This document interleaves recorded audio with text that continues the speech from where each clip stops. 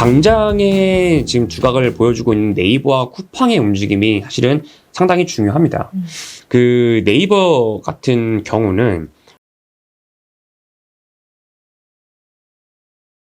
수합을 하는 형태로 일종의 좀 네이버 아군들을 만들어가는 NFA라고 해서 네이버 풀필먼트 얼라이언스 뭐 이런 것도 있어요. 그래서 뭐 대한통운도 포함되고요. 여러 가지 지금 물류사들이 네이버와 연합 공간을 가져가고 있는 상태인데 언뜻 보기에 쿠팡의 어떤 대항마 이런 느낌도 듭니다. 대한민국에서 쿠팡 대 네이버의 어떤 경쟁 구도인가 생각이 드는데 사실은요. 이 네이버가 쿠팡과 경쟁을 한다. 저는 그렇게 보지 않아요. 네이버 쿠팡은 자세히 보시면 경쟁보다는 각자 잘하는 거를 하고 있을 뿐입니다. 그 네이버 같은 경우는 그 시작이 인터넷 플랫폼이죠. 그러니까 모바일 앱 그리고 이 PC 베이스의 네이버닷컴 이 초록 검색창 그게 상당히 좀 그 기존의 비즈니스 모델로 많은 돈을 벌어다 줬던 모델인데 갖다 붙이는 겁니다. 아까 말씀드렸던 당근마켓의 사례와 똑같아요. 하나의 인터넷 플랫폼으로서 여러 비즈니스 모델을 갖다 붙이면서 가치를 올려가는 그런 그림을 명확하게 지금 가져가고 있는 상태고 쿠팡 같은 경우는 약간 좀 결이 다르죠. 쿠팡은 물류에 대한 공격적인 투자를 바탕으로 지금 사세를 확장을 시켜 나가고 있어요. 이 물류에 대한 공격적인 투자 말 그대로 창고 짓는 겁니다. 전국 어디서나 당일 배송 혹은 좀 더 나아가면은 차후에는 뭐 15분, 30분 내 배송 이 퀵커머스 영역으로 포함이 되겠죠. 그런 식으로 지금 이 대규모 물류 투자를 통해서 이 이커머스 시장에서 좀 주각을 나타내고 있는 그런 차이가 있는데 각자 잘하는 거를 위한 투자를 할 뿐이지 서로 간에 경쟁하고 있지 않습니다. 대한민국이 연간으로 전체 리테일 마켓 규모가 500조 원이 좀 안 됩니다. 500조 원이 안 돼서 온라인과 오프라인 합쳐서요. 그중에서 온라인의 비중이 36, 7% 왔다 갔다 해요. 전 세계 2등 정도입니다. 중국이 대략 한 50%가 좀 넘고요. 이제 대한민국 2등 정도의 어떤 이커머스 뭐 침투율이라고 표현할 수 있을까요? 그 정도의 좀 비율을 가지고 있는데 이 시장을 이 네이버와 쿠팡이 각자의 역량으로 점점점 이 커져가는 이 시장을 이 먹고 있는 거지. 이 네이버와 쿠팡에서 경쟁을 해서 서로가 어떤 치킨 게임한다 이런 구도는 아닌 걸로 이제 보시는 게 맞다 생각을 하고 사실 육곡지에서 조금 더 들어가면은 재밌게 설명할 수 있는 부분이 소프트뱅크 손정희 회장님이세요. 아, 네. 쿠팡이야 뭐 손정희 회장님이 투자한 기업이니까 그런 어떤 부분에서 워낙 쿠팡과 손정희 관계는 더 이상 말씀드릴 것도 없을 것 같습니다. 근데 이제 네이버가 재밌죠. 네이버가 2019년 11월이었던 것 같습니다. 그때 제가 이제 뭐 출장차 공항에 있었는데 그때 딱 기사가 나왔던 게 11월 중순에 네이버가 이 소프트뱅크랑 손잡는 것이 사실화됐습니다. 뭐였냐면 옆 동네 이제 가깝고도 먼 나라죠. 일본에서 네. 이 야후 재팬과 그다음에 네이버의 라인이 이 손을 잡게 됐습니다. 네이버 라인은 한국으로 치면 카카오예요. 왜냐면 모두가 쓰는 메신저가 이 라인이라는 메신저이기 때문에 그 부분에서 엄청난 이슈일 수밖에 없었고 저는 그것이 이 네이버 이해진 의장과 손정희 소프트뱅크 회장 간의 협업으로 볼 수가 있겠다. 그렇다면은 이 네이버 쿠팡도 그 네이버 쿠팡의 관계도 상당히 재밌어지는 거죠. 국내에서 더 이상 경쟁 관계로 볼 게 아닙니다. 근데 그렇다고 굳이 뭐 서로 합쳐가지고 인수합병할 필요는 없어요. 왜냐면은 굳이 그런 거에 대한 악유를 만들기보다는 각자 잘하는 거에서 여기 대한민국 커머스를 두 회사가 주도하면 되는 거니까 그런 부분에서 굳이 어떤 그런 그 물리적 형태의 결합 같은 건 나오지 않았지만 아군이라는 겁니다. 그래서 해외에서 네이버와 쿠팡이 펼쳐나가는 그림이 상당히 재밌어지는 겁니다. 네이버 라인은 일본뿐만 아니라 동남아시아에도 쓰고 있고 소프트뱅크가 이 비전 펀드라는 이 100조 원 규모의 펀드로 투자한 다양한 동남아의 스타트업들, 이 기업들이 하나의 형태로 가는 걸로 보시면 되고요. 쿠팡이 대만 그리고 이 일본을 포함한 동남아시아 지역에서 비즈니스 모델을 늘려가고 있는 것도 이 소프트뱅크의 어떤 행보와 전혀 무관하지 않다라고 보고 있습니다. 결국에는 이 모든 것이 대성된 제가 지금 연구하고 있는 이제 스마트 시티로 다 모일 수밖에 없고 예를 들면 인도네시아는 수도 옮겨요. 지금 자카르타 버립니다 이제. 자카르타를 뭐 명분은 뭐 가라앉는다. 임금일자가 높다 뭐 이런 이슈인데 수도를 옮겨서 지금 아예 아무것도 없는 섬으로 갑니다. 벌판으로 가요. 이거 스마트 시티입니다. 이거를 주도하는 거 손정희 회장님이시고 여기에 비전 펀드의 모든 포트폴리오가 다 들어갑니다.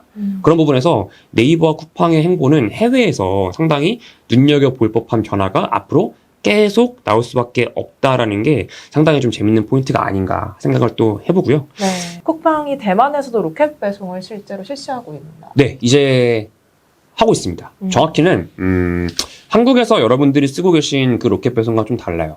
쿠팡은 대만이나 일본에서 현재 퀵커머스만 하고 있습니다. 아, 퀵커머스만 하고 있는데 로켓 배송 이제 할 겁니다. 그리고 그거 하려고 왔어요. 정확히는.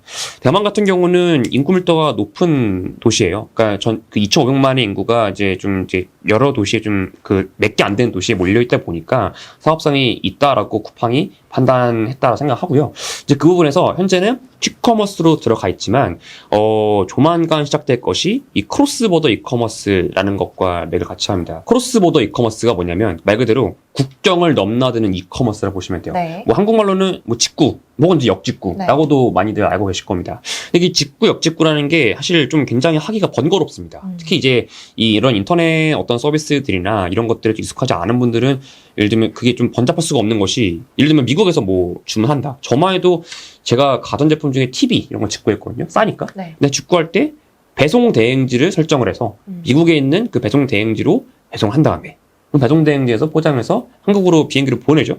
그럼 그게 이제 그 세관에서 제 개인 통관 고유 번호 입력을 해가지고 세관에서 그 과세를 해요. 그래서 별도로 관세청에다가 입금을 또 하셔야 됩니다. 입금하시면은 그제서야 이게 그 차 타고 이제 배송이 되는 건데 그러니까 이게 되게 좀 번잡하고 그리고 좀 오래 걸릴 수밖에 없고 이런 부분에서 좀 저는 일종의 좀 진입 장벽이 있다 생각을 좀 하고 있어요. 근데 이 진입 장벽이 상당히 낮아지는 그 어떤 지금 형태로 펼쳐지고 있습니다. 그게 이제 크로스보더 이커머스인 거고 크로스보더 이커머스가 되면은 그냥 마치 오늘 쿠팡에서 뭐 물 주문했는데 이렇게 그냥 평소에 물 사듯이 뭔가 샀는데 알고 보니 직구인 이런 경험을 머지않은 시점에 하시게 되실 거예요. 근데 이런 형태로 지금 대만 쪽 들어간 겁니다. 지금 쿠팡 같은 경우가 대만에서 하고자 하는 서비스가 그런 겁니다. 저희가 쿠팡쯤 들어가시면 로켓 직구라는 서비스가 있어요. 혹은 제트 배송 서비스도 포함되는 건데 이 직구인데 상당히 좀 편하게 할 수 있는 한국 대만에서 펼쳐지는 모델은 한국 상품을 역직구 형태로 대만에다가 유통시키는 모델이에요. 그래서 대만 분들이 요즘에 이제 한류 열풍이니까. 네, 엄청나죠. 그렇죠. 그래서 그런 부분에서 한국 상품을 주문을 쿠팡에서 하면은 쿠팡이 모든 물류 다 해주는 겁니다. 그냥 배송 옵니다. 점점 뭐 늘어나겠죠.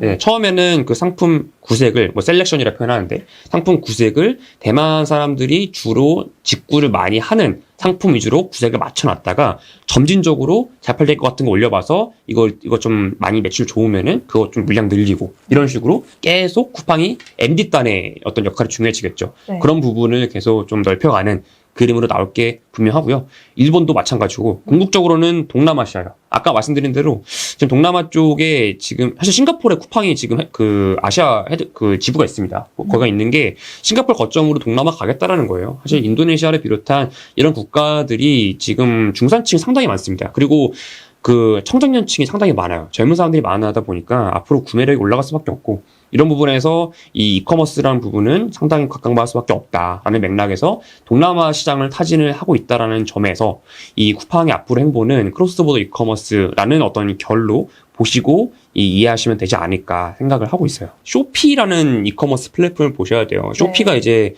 동남아시아에서 주로 많이 쓰시는 뭐 텐센트의 이제 밑에 있는 회사인데 C그룹이라는 회사의 서비스입니다. 근데 이제 쇼피가 그 한국에 있는 셀러들, 그러니까 이제 상품을 판매하시는 분들한테 직접 다가오십니다. 무슨 말이냐면은 없어서 못 파니까 직접 한국 셀러한테 컨택을 해서 모든 물류 다 해주겠다. 그러니까 쇼피판 일종의 풀필먼트입니다.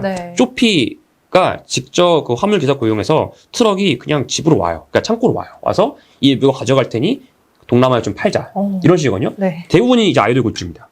아이돌 굿즈가 엄청나게 많고 요즘은 또 화장품도 좀 인기가 많아져서 그런 품목들 위주로 나갈 수밖에 없는 상황이다라 보시면 될 것 같고 현재로서는 쿠팡이 대만에서 하고 있는 역직구 서비스가 뭐 이제 엄청나게 뭐 거래 금액이 나온다, 유의미한 거래 금액이 나온다 이건 아직 아닌데 쇼피의 사례를 봤을 때 아무래도 처음에는 그런 위주의 아이템들 그 MD가 많이 들어가지 않을까 생각을 좀 하고 있어요. 그래서 동남아 시장으로 전반적으로 좀 퍼져나가는 형태, 그 확장해 나가는 형태, 그런 흐름이 좀 기대가 된다. 그리고 또 뭐 이제 사담인데, 그 쿠팡의 그 대표이사님 포함해서 일가 오너분들의 친인척들이 대만 분들이 많으세요.